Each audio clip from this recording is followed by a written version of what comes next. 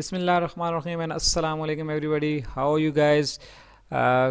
Hope you are having great time and hope you have watched my first video, price discrimination part 1, in which we discussed and elaborated the concept of price discrimination कि price discrimination होती क्या है, इसकी कितनी degrees हैं और इसका जो कौन कौन सी जो डिस्क्रिमिनेशंस हैं वो प्राइस डिस्क्रिमिनेशन में आती हैं।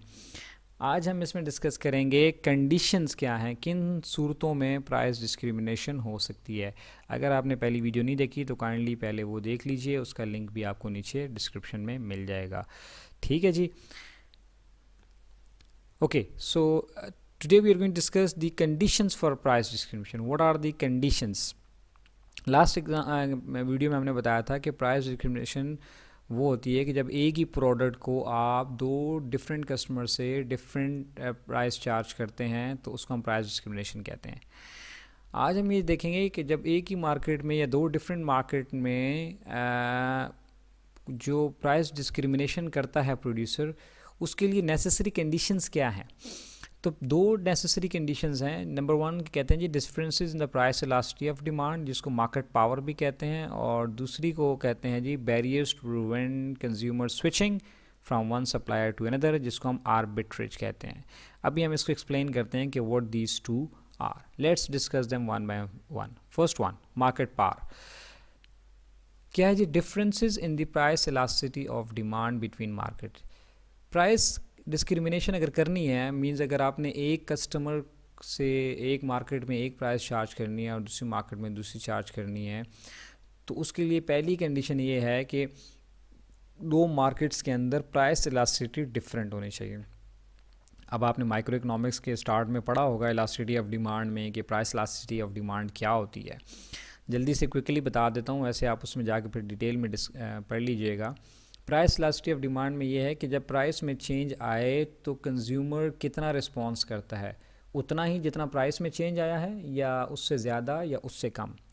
अगर तो प्राइस एक मार्केट है, लेट्स सपोज हम दो शहर ले लेते हैं, कोई भी दो शहर हैं, लेट्स सपोज एक लाहौर है, और वहाँ पर अगर आप प्राइस को इंक्रीज़ करें तो अपने प्रोडक्ट की, तो उसकी जो डिमांड है वो डिक्रीज़ होती है।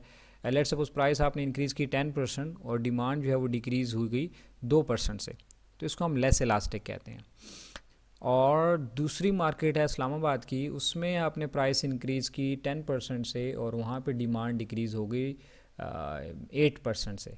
ठीक है, तो अब इसमें भी लेस इलास्टिक है, लेकिन ये ज़्यादा लेस इलास्टिक नहीं है। ठीक है ना? क्यों? कि वहाँ पर तो आपने 10% प्राइस इंक्रीज़ की सी, थोड़ा सा चेंज आया था, कोई यहाँ पर आपको काफ़ी फ़ायदा हो सकता है। और अगर यहाँ पर इस्लामाबाद में आप जाएंगे और वहाँ पे अगर आप प्राइस को इंक्रीज़ करेंगे तो अब 8% डिमांड कम हो रही है। ठीक है, तो वहाँ पर आप इतनी प्राइस को इंक्रीज़ करने से आपको इतना फ़ायदा नहीं होगा। तो आप क्या करेंगे कि आप ये करेंगे कि इस्लामाबाद में प्राइस थोड़ी कम चार्ज रखेंगे और जो लाहौर है वहाँ के में आप प्राइस ज़्यादा रखेंगे। So there must be a difference in the price elasticity of demand. Then the firm is then able to charge higher price to the group with a more price inelastic. यहाँ पे inelasticity यानी change कम आ रहा है, वहाँ पे आप ज़्यादा price रख सकते हैं and relatively to another. So by adopting such strategy होगा क्या, वहाँ पर आप ज़्यादा से ज़्यादा पैसे कमा सकते हैं और कम माल आप इस्लामाबाद में बेच के वहाँ से उतना ही रेवेन्यू वहाँ से भी कुछ ना कुछ ले सकते हैं। सादा लफ्ज़ों में क्या कि जो ज़्यादा देना चाहता है आपकी प्रोडक्ट के लिए, ज़्यादा पैसे देने के लिए तैयार है, उससे ज़्यादा चार्ज किया, और जो कम देने के लिए तैयार है उससे हम थोड़ा कम चार्ज करते हैं। मींस कॉस्ट से कम नहीं, मींस के जो उतने पैसे नहीं देना चाह रहा तो उससे हम कम चार्ज करते हैं। इस सूरतों में हम ज़्यादा से ज़्यादा रेवेन्यू ले सकते हैं। दूसरी कंडीशन क्या है? दूसरी कंडीशन है जिसको आर्बिट्रेज कहते हैं या barriers to prevent consumer from switching from one supplier to another. अब अगर हम पहली कंडीशन लगाएं तो आम तौर पे क्या होता है कि कंज्यूमर भी बड़ा होशियार है। कंज्यूमर क्या करता है, वो ये करता है कि यार वो देखता है यार यहाँ पर चीज़ इतने की है तो वहाँ दूसरे शहर में तो ये चीज़ इतने की मिलती है, अगर वहाँ से मैं यहाँ पर ले आऊँ तो टोटल कॉस्ट भी मिला के, ट्रांसपोर्टेशन कॉस्ट डाल के फिर भी मुझे सस्ती पड़ेगी। आपने देखा होगा ना, अक्सर लोग दूसरे शहर जाते हैं, यार फ़लाँ शहर में ये चीज़ बड़ी सस्ती है, या मिसाल के तौर पे लाहौर से जाके वहाँ से हम यार थोक पे उठा के ले आएँ तो हमें अच्छा पड़ जाएगा। तो वो हुआ क्या कि वो लोग वहाँ पे चले गए तो मार्केट सीपेज हो गई, या ये क्या कह लें कि एक जगह से उठा के दूसरी जगह पे बेच दी। तो आपने चूंकि इस्लामाबाद में कम प्राइस रखी हुई थी, तो वहाँ का जो डीलर है, वहाँ पे जो सब बायर था, उसने वहाँ से ख़रीदी और दोबारा आगे लाहौर में बेच दी। तो आप लाहौर में तो प्राइस ज़्यादा चार्ज कर रहे थे, उसने इस्लामाबाद में, लेट सपोज एक चीज़, हम इसको आसान कर लेते हैं, हम इसको इस तरह आसान कर लेते हैं कि लाहौर में आप एक चीज़ 50 रुपये में बेच रहे हैं, वही प्रोडक्ट आप इस्लामाबाद में 40 रुपये का बेच रहे हैं, ठीक है। और अब वहाँ पर इस्लामाबाद वाले बायर ने क्या किया कि वहाँ से प्रोडक्ट उठाया 40 रुपये से आपसे ख़रीद के, और 45 या 46 रुपये का या 48 रुपये का लाहौर में बेच दिया। तो ये रीसेलिंग कर दी उसने। क्यों कर दी? क्योंकि उसको फ़ायदा हो रहा है और यहाँ पर कस्टमर भी खुश है। आप तो 50 में दे रहे थे, उसको 48 में या 45 में मिल रहा है, तो अब वो भी कस्टमर भी उस बंदे से ख़रीद रहा है। अब इससे बड़ा प्रॉब्लम क्रिएट हो जाता है। फिर आप क्या कर सकते हैं, फिर आप जो हैं वो डिस्क्रिमिनेशन नहीं कर पाते, फिर आपको भी वही प्राइस चार्ज करनी पड़ती है जो इस्लामाबाद में आप चार्ज करें, वही आपको लाहौर में भी चार्ज करनी पड़ेगी। तो ऐसी सूरत में फिर क्या किया जाए?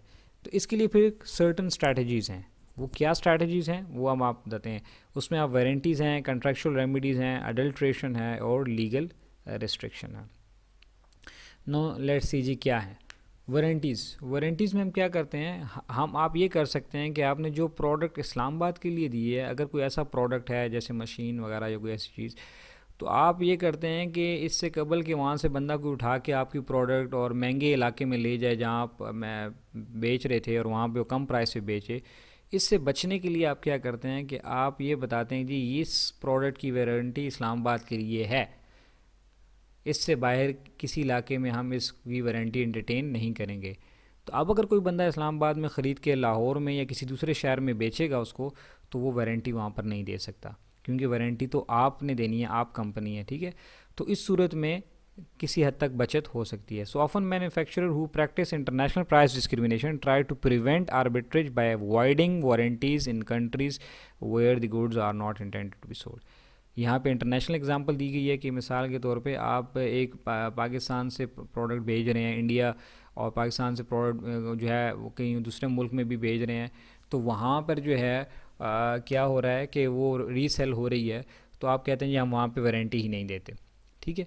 तो जब आप वारंटी नहीं देंगे तो वो जो इंडिविजुअल था, सप्लायर था, वो फिर उसको जब वारंटी नहीं देगा तो उससे कोई ख़रीदेगा भी नहीं। तो इस तरह कंज्यूमर जो है वो आपसे ख़रीदेगा, कंपनी से ख़रीदेगा, किसी अननोन सप्लायर से नहीं ख़रीदेगा, क्योंकि वो उसको उस इलाके में वारंटी नहीं दे रहा, ठीक है जी। अक्सर मोबाइल्स वगैरह में और इन चीज़ों में ये बड़ी करामत रहती है कि वो अक्सर वो कहते हैं जी इसकी वारंटी नहीं है। आपने देखा होगा ना, अक्सर शॉप पे लिखा होता है जी इम्पोर्टेड गुड्स की कोई वारंटी नहीं है, तो फिर आप अपने रिस्क पे ले जाते हैं। तो इम्पोर्टेड शूज़ पे कोई वारंटी नहीं है, इम्पोर्टेड जो है कॉस्मेटिक्स पे कोई वारंटी नहीं है।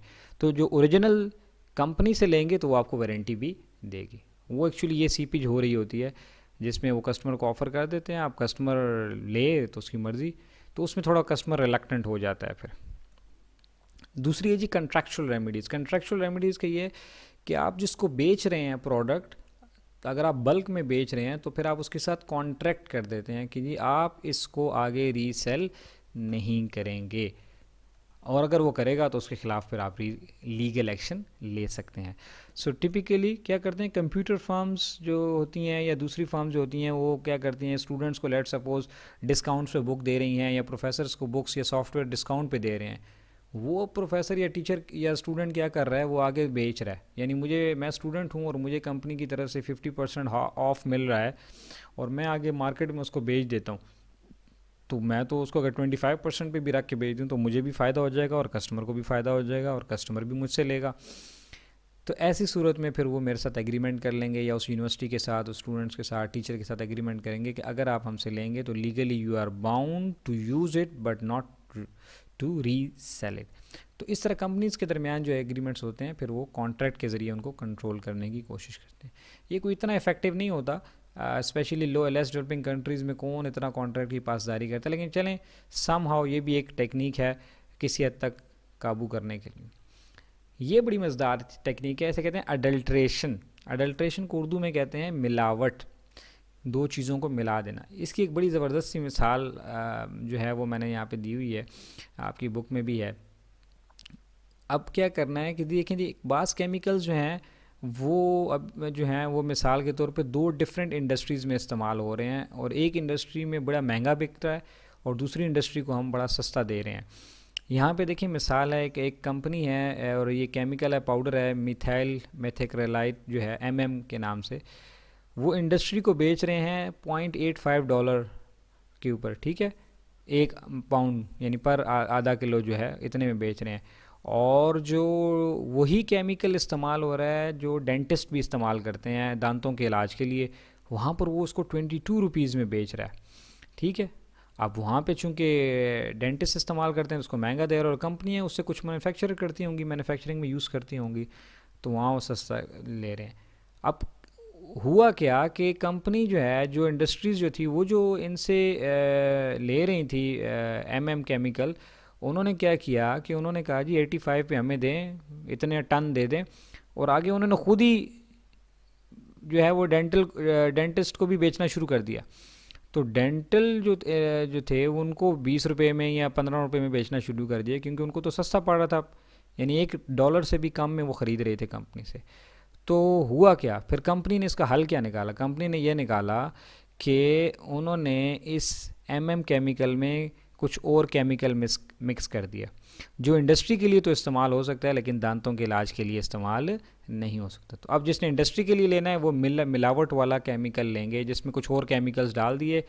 अब वो वाले केमिकल इस शेप में हैं कि वो डेंटल इस्तेमाल नहीं कर सकता, लिहाजा वो $85 का यानी $0.85 का ख़रीद कर 22 या $22 में नहीं बेच सकते।